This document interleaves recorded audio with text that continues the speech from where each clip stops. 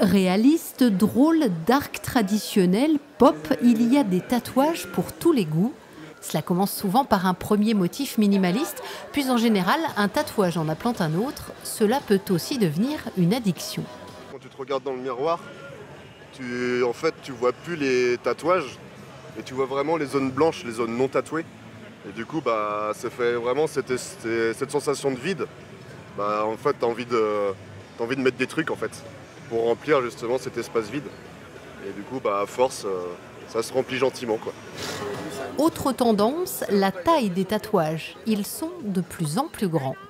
Beaucoup de femmes, par exemple, se tatouent des chests, qu'on appelle des chests, c'est tout le torse, c'est impressionnant. Ouais. Et puis il n'y a plus de limite. Notre corps nous appartient, on vit dans un monde qui n'est pas toujours facile. Et si on peut se faire plaisir en se décorant le corps, je trouve ça génial. Apolline, par exemple, ne compte plus les heures passées à se faire tatouer. C'est vrai qu'après un premier, on a plein d'idées pour d'autres. Et puis on rencontre des artistes qui ont des talents super. Et donc on a envie de se faire tatouer par ces artistes-là.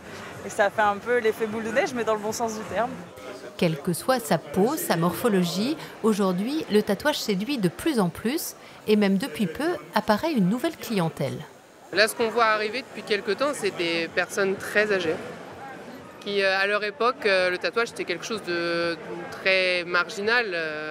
Et maintenant qu'ils voient que ça se banalise, que tout le monde en porte, on a des personnes de 70 ans qui viennent en disant « c'est mon premier tatou, j'ai toujours rêvé, mais à mon époque, ça se faisait pas trop ». Et ça, c'est exceptionnel.